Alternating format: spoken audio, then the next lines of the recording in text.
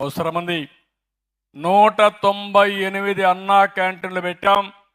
అవసరమైతే ఇంకా 5-10 పెట్టి ప్రతి ఒక్క నియోజకవర్గంలో 1 కంటే ఎక్కువ అన్నా క్యాంటీన్లు పెట్టే బాధ్యత, పేదవాళ్లకు ఉచితంగా అన్నం పెట్టే బాధ్యత ప్రభుత్వం తీసుకుంటాం. ఇంకో పక్కన సూపర్ 6 నాకెప్పుడూ జ్ఞాపకం ఉంటుంది. కష్టపడుతున్న 6 నెలలుగా నేను చూస్తే నా జీవితంలో ఎప్పుడూ ఇంత విధ్వంసాన్ని నేను చూడలేదు. మామూలు విధ్వంసం కాదు. నేను 4వసారి ముఖ్యమంత్రి. వచ్చిన తర్వాత 1 నెల 2 నెలల్లో సెట్ అయిపోవాలి. సెట్ కాల. దానికి కారణం వ్యవస్థని మొత్తం సర్వనాశనం చేశారు. అన్ని వ్యవస్థల్ని దోపిడీ చేశారు. లెక్కలన్నీ గందరగోళం చేశారు. తెచ్చిన డబ్బులు ఎక్కడెక్కడో దుర్వినియోగం చేశారు. కేంద్ర ప్రభుత్వంలో ఒకదానికి డబ్బులు తీసుకొచ్చి వేరే దానికి ఖర్చు పెట్టి, లేకుంటే అవినీతిలో దాన్ని మింగేసే పరిస్థితికి వచ్చారు. దీనివల్ల చాలా ఇబ్బందులు వస్తున్నాయి. ఇప్పటికి మీరు చూస్తే కేంద్రంలో 94 సిఎస్ఎస్ అంటే సెంట్రలీ స్పాన్సర్డ్ స్కీమ్స్ వస్తాయి. ఆ డబ్బులన్నీ వేరే డిపార్ట్మెంట్కి ఉపయోగించేశారు. ఇప్పుడు ఉదాహరణ మీరు చూస్తే నరేంద్ర మోడీ గారు ప్రధానమంత్రి అయిన తర్వాత ప్రతి ఒక్క ఇంటికి ట్యాప్ ద్వారా వాటర్ ఇవ్వాలని, అది కూడా సస్టైనబుల్ వాటర్ ఇవ్వాలని, బోరేసి వాటర్ ఇవ్వడం కాదు. పక్కన నాగార్జున సాగర్ ఉంటే నాగార్జున సాగర్ నుంచి నీళ్లు తీసుకొచ్చి ఈ ఊర్లో ఇంటింటికి కొళ్ళాయి ద్వారా నీళ్లు ఇచ్చే కార్యక్రమానికి శ్రీకారం చుట్టారు. 45% కేంద్రం ఇచ్చారు. మనం 55% పెట్టుకోవాలి. అలాంటి స్కీముని డబ్బులు తెచ్చి ఒక్క ఇంటికి కూడా ట్యాప్ పెట్టలేదు, కొళ్ళాయి పెట్టలేదు. మళ్ళా ఇంకో పక్కన మీరు చూస్తే ఈ ఊర్లో బోరేసి ఆ బోర్లో నీళ్లు ఇస్తే వర్షాలు రాకుండా బోర్ ఎండిపోతే నీళ్ళు వచ్చే పరిస్థితి ఉండదు. ఆ స్ఫూర్తికే విరుద్ధం. అలాంటి డబ్బులు తీసుకొచ్చి దాన్ని కూడా దుర్వినియోగం చేశారు. ఫైనాన్స్ కమిషన్ ద్వారా పంచాయతీలకు వచ్చే డబ్బులు దుర్వినియోగం చేశారు.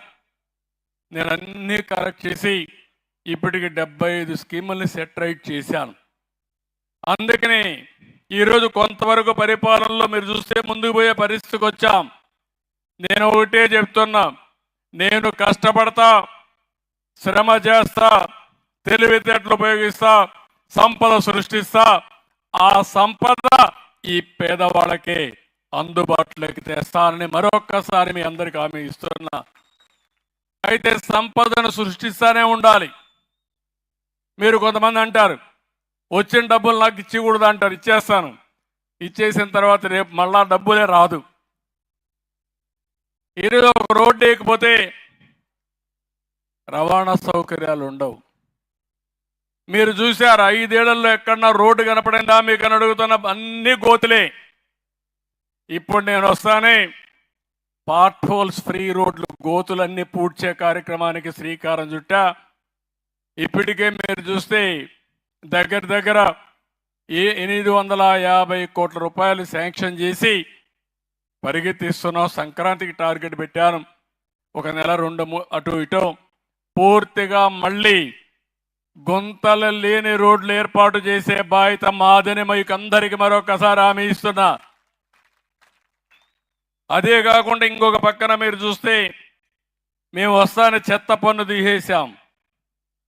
చెత్త మీద పన్నేసి 83 లక్షల మెట్రిక్ టన్నులు పట్టణాల్లో చెత్తంతా పేరకపోయే పరిస్థితి వచ్చింది.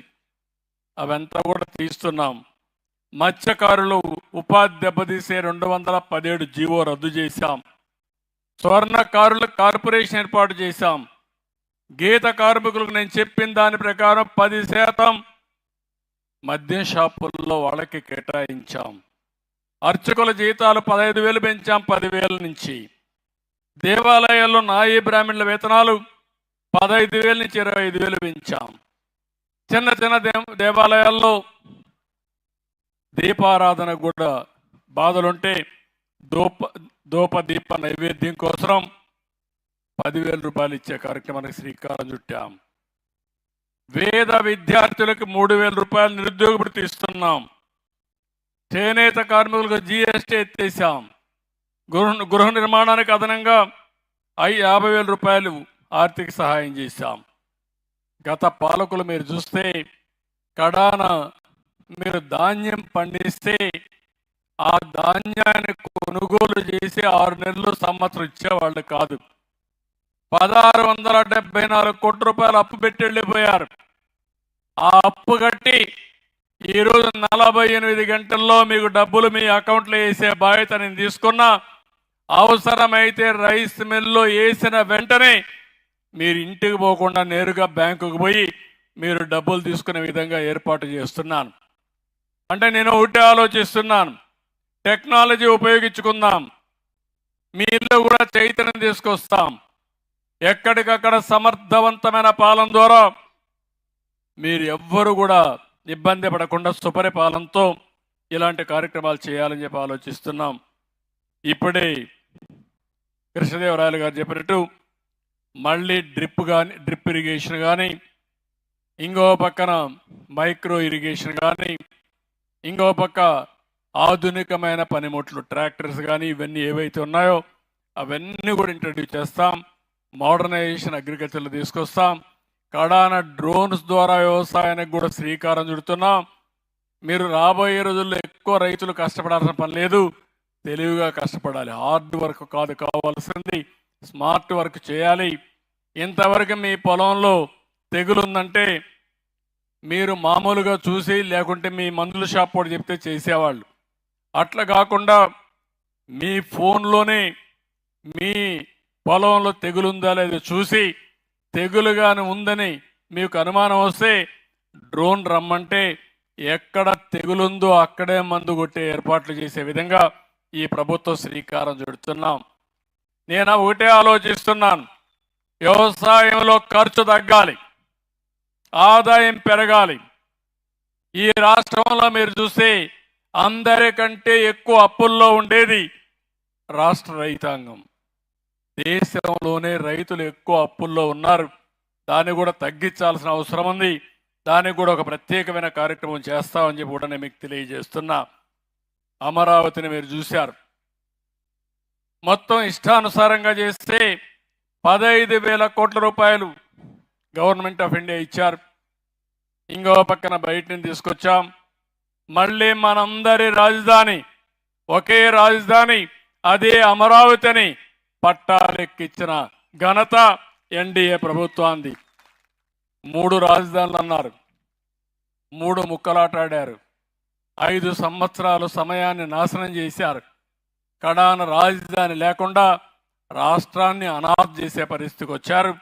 ఇప్పుడు అవన్నీ అధిగమించాం, ముందుకు పోయే పరిస్థితికి వచ్చాం. ఏదైతే నేను ఒకటే హామీ ఇస్తున్నా, ప్రతి ఒక్కరికి ఇల్లు కట్టిస్తాం. ప్రతి ఒక్కరికి పల్లెటూరులో గ్రామీణ ప్రాంతాల్లో 3 సెంట్లు ఇంటి జాగా ఇస్తాం. పట్టణ ప్రాంతాల్లో 2 సెంట్లు ఇంటి జాగా ఇచ్చి మీ అందరికీ ఇండ్లు కట్టించే బాధ్యత తెలుగుదేశం ప్రభుత్వం, ఎన్డీఏ ప్రభుత్వం తీసుకుంటామని కూడా హామీ ఇస్తున్నా. ఇంకో పక్కన మీరు ఒకసారి చూసినప్పుడు పోలవరానికి 12,157 కోట్ల రూపాయలు డబ్బులు తీసుకొచ్చాం. పనులన్నీ ప్రారంభించాం. పోలవరానికి నీళ్లు వస్తే మాకేంటని మీరు అనుకున్నారు, కానీ ఎలమంద కూడా పోలవరానికి నీళ్లు వస్తే నేరుగా ఇక్కడికి వస్తాయి. ఏ విధంగా వస్తుందో మీకు చెప్తాను. ఒకప్పుడు మీరు చూస్తే నాగార్జున సాగర్లో నీళ్లు రాకపోతే రైట్ మెయిన్ కెనాల్కు నీళ్లు వచ్చే పరిస్థితి లేదు. భవిష్యత్తులో ఆ ఇబ్బంది లేకుండా నేరుగా ఎక్కడ వర్షం పడినా నీళ్లు వచ్చే పరిస్థితి వస్తుంది. నిన్నే మీరు చూశారు, నేను ఒక కార్యక్రమానికి అనౌన్స్ చేశాను. గోదావరి పెన్నా అనుసంధానం పోలవరం నుంచి బనకచర్ల, పోలవరం వెస్ట్ గోదావరిలో ఉంటుంది, బనకచర్ల కర్నూలులో ఉంటుంది. అక్కడి నుంచి అనుసంధానం చేస్తాం. అదే మరిగా పోలవరం నుంచి వంశధార తీసుకెళ్తాం శ్రీకాకుళానికి. అది సాధ్యమని నిరూపిస్తాం. దీనికి 80,000 కోట్ల రూపాయలు ఖర్చు అవుతాయి. పెద్ద కార్యక్రమం ఆలోచిస్తున్నాం. అది చేస్తే రాష్ట్రానికే ఒక వరంగా తయారవుతుంది. మనమందరం కూడా ఒకప్పుడు జన్మభూమి పెట్టాను. జన్మభూమి రుణం తీర్చుకోవడానికి ముందుకు పోయాం. కన్న తల్లి ఎంత ముఖ్యమో మనం పుట్టిన గ్రామం కూడా ముఖ్యమనే స్ఫూర్తితో ముందుకు పోయాం. ఇప్పుడు నేను ఒకటి ఆలోచిస్తున్నాను. నేల తల్లి మనకు అన్ని ఇస్తా ఉంది, తాపంతో బాధపడతా ఉంది. ఓసారి బాగా నీళ్లు లేకుండా ఎండిపోయి తాపంతో బాధపడితే అందుకే పేరు ఆలోచించాను, జలహారతి. నేల తల్లికి, తెలుగు తల్లికి జలహారతి ద్వారా